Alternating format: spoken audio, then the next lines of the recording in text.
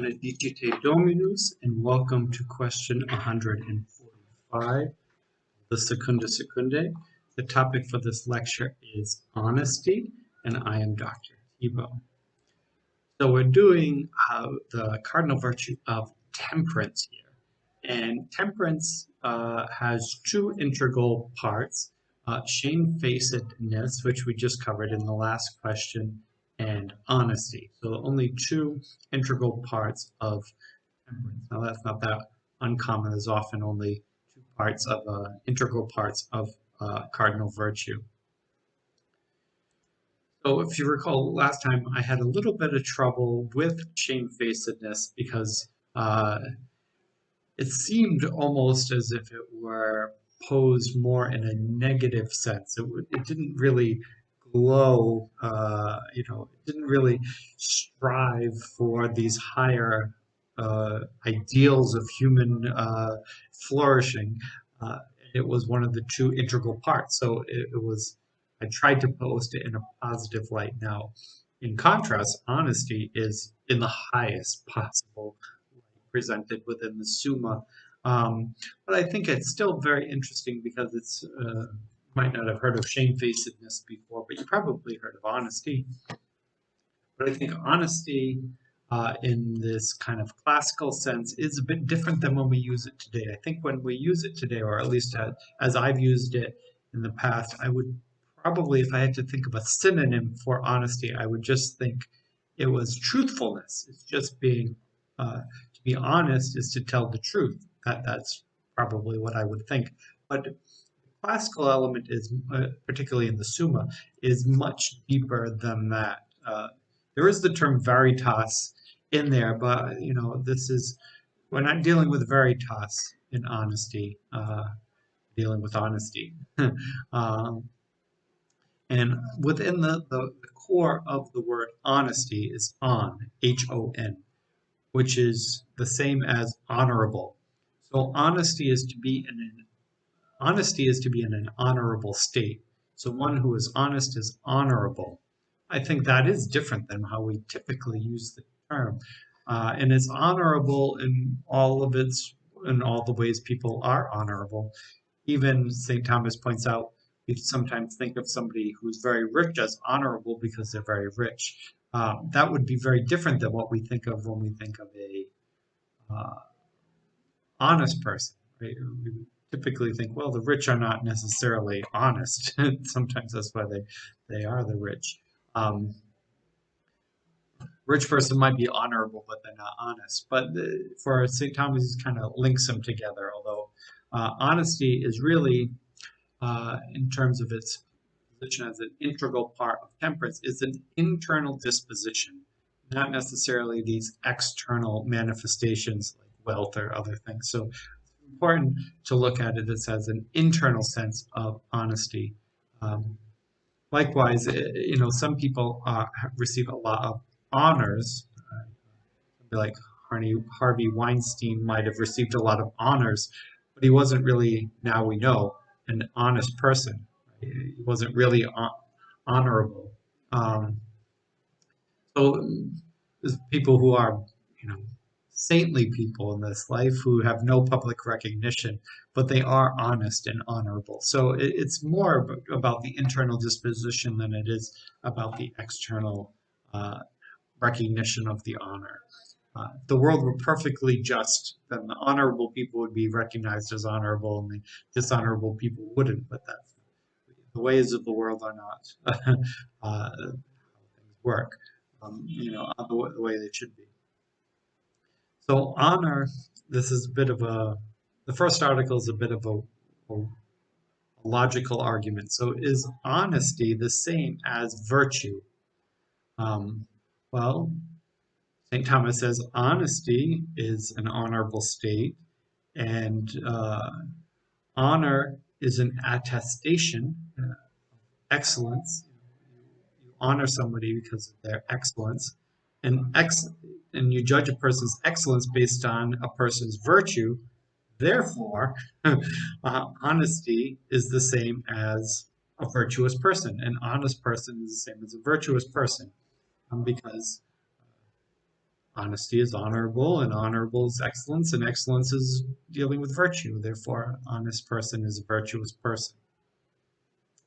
Again, this is different than just simply thinking of honesty in terms of truthfulness. It's specifically connected with truthfulness, although an honorable person, an honest person would also be truthful, but an honest person would be more than just truthful. Now, is honesty the same as beauty? There's a lot of these connections. I love how Temperance focuses so much on that, on aesthetics. Von Balthasar would be very happy with this section. It's a bit of a reaction against Thomism, but within Aristotle and Thomism, it's certainly beauty. So beauty results from the concurrence of clarity and due proportion, which I will get more into this in Article 4, so I have to be careful not to go into too much detail, but maybe I should get into it now. Honesty, what is beauty? Beauty in a classical sense, Aristotelian sense, is balanced, proportional, harmonious, rational. If you think of Greek art, Greek architecture, it's very proportional, symmetrical. What's on the left is on the right, right? It's very in the right proportions. That's what is beautiful. Therefore, if we take that to a spiritual sense, moral sense, honesty is the same. It's balanced, it's proportional, it's moderate, it's not extreme, it's not disproportionate in any way. It's rational, it does what is right. Therefore, beauty and external beauty has a lot in common. Spiritual beauty has a lot in common with honesty. They're basically the same thing. If you were to take all those elements of classical beauty and look at the spiritual side of it, what would that mean spiritually? You're talking about honesty. They're the same. And both of them are regulated by reason. Now, what's the relationship? We said, well, is honesty the same as virtue? And the answer is basically yes. Is honesty the same thing as beauty? And the answer is basically yes. Then is honesty the same as utility and the pleasant? And the answer is no. It's not the same thing. Although one who is honest, the honest, also has utility and that which is pleasant. So within honest is that, but not everything that has utility or that is pleasant is also honest. So St. Thomas wrote, the honest concurs in the same subject with the useful and the pleasant, but it differs from them in aspects. So they are different. A pleasant thing, all honest things are pleasant, but not all pleasant things are honest. So some things can be pleasant to the eye, right? Some things could be pleasant to the eye, but it doesn't mean that they are honest. Something can be physically beautiful and not internally honest or internally beautiful. We get this perhaps a lot within our own human nature, that if we see a very attractive person, right, somebody really beautiful, somebody we might have a crush on, we tend to presume the best of the internal character, right? We kind of project onto them the internal beauty because of their external beauty. And sometimes the opposite is true to a person who is physically not beautiful, that we might think maybe less of their character by first judgment.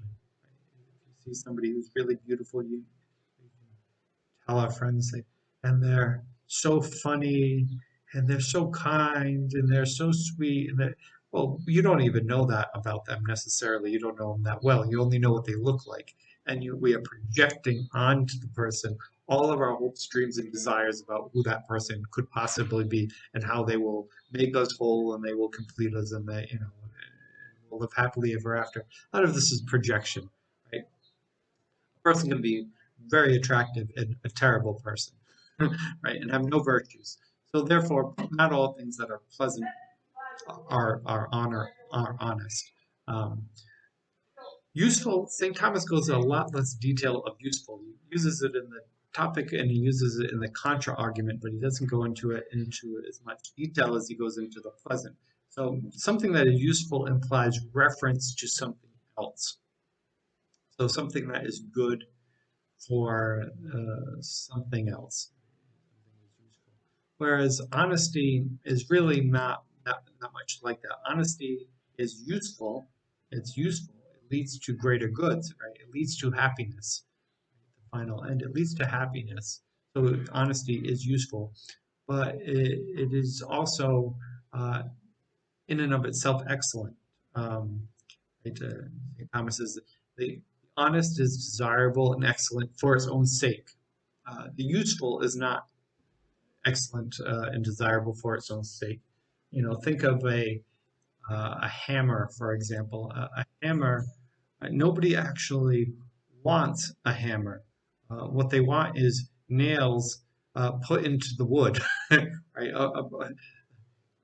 The hammer is only a tool to get what you actually want, which is a completed house.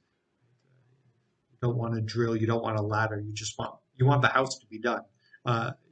Therefore, uh, it exists for a utility versus honesty, which exists for its own sake. Now, lastly, is honesty a part of temperance? And the answer is yes. And I said I was going to save Article 2 to some of that for Article 4, but I think they're deeply related to each other. So honesty is a kind of spiritual beauty, and beauty is especially linked to temperance, because if you think of what is temperate, what is temperate? It's not eating too much or too little. It's not drinking too much or too little. It's not being too sexual or not sexual enough, right? It's related to the material world and related to the pleasures of life, right? So it's putting the pleasures of life in the proper ordering. Well, this has a lot to do with that which is morally temperate is one that is balanced, is proportional. It uses the pleasant things in life in the proper ordering, and something that is honest does that too. It's that type of beauty. It's putting it in the proper order. Therefore, when we're looking at shamefacedness and honesty, really honesty is very closely linked, almost synonymous with what temperance hopes to achieve. You add shamefacedness in there to say, well, and you should shrink away a bit from that which is bad. Right? So it strengthens what's good and it kind of shrinks away from what is bad. So in that way, they kind of balance each other. But probably, if we had to be most literal, the one that's closest to temperance is more closely honesty. So in conclusion, honesty, according to St. Thomas, is the same as virtue. Honesty is about virtue. Honesty is beautiful. It could be synonymous with beauty. Honesty is related to usefulness, utility, and that which is pleasant, although it is greater than it. It's more encompassing than it. And honesty is an integral part of temperance, and they are almost synonymous with each other, in that they both aim at that which is beautiful, proportionate, good, in the right order, and subject to reason. So in that way, they are very similar to each other. And next, we will get into the subjective parts of temperance.